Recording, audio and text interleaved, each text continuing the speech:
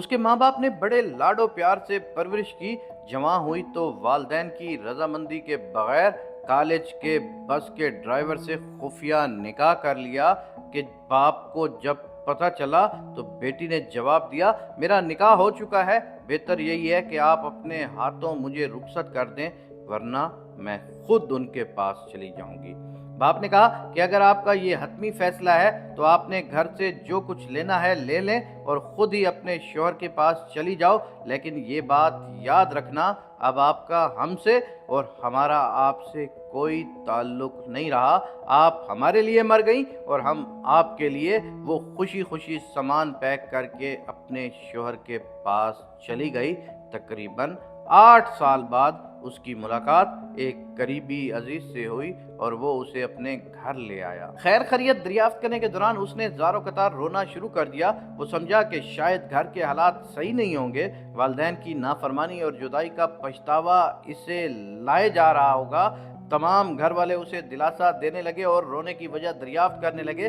بہت اصرار کے بعد اس نے رونے کی وجہ بتائی اور وہ یوں کچھ گویا ہوئی، میں نے والدین کی نافرمانی کی، ان سے تمام تعلقات ختم ہو گئے، اس کا پچھتاوا تو مجھے ساری زندگی رہے گا۔ مالی لحاظ سے بھی مجھے کوئی پریشانی نہیں ہے، اللہ کا دیا سب کچھ ہے، لیکن میرے لیے جو سب سے زیادہ تکلیف دہ بات ہے وہ کچھ اور ہے۔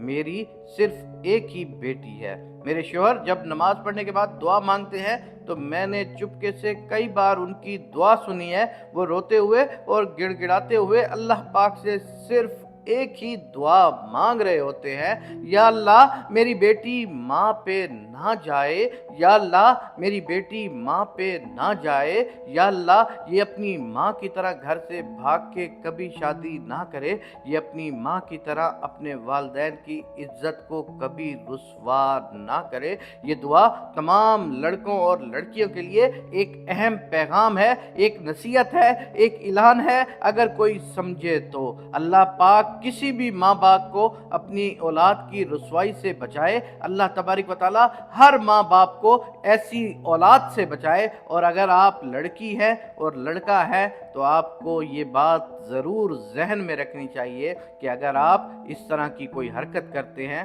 تو نہ صرف یہ آپ کے لیے بلکہ معاشرے کے لیے بھی ایک ناسور بنتی جا رہی ہے۔ اللہ تبارک و تعالی ہماری بہنوں بیٹیوں کو تمام کو یہ بات حق سمجھا دے کہ جو رشتہ اللہ کے بنائے ہوئے طریقے سے عمل پائے گا، یعنی ماں باپ کی رضا سے آگے پروان چڑھے گا، اس رشتے میں برکت بھی ہوگی اور اس رشتے میں اللہ تبارک و تعالیٰ کی طرف سے رحمتیں بھی ہوں گی۔ لیکن جو اپنے ماں باپ کو ناراض کر کے اور اپنے خاندان سے بغاوت کر کے نکل جاتی ہیں ہماری بہنیں، اللہ تعالیٰ ان کو حق ہدایت سمجھائیں۔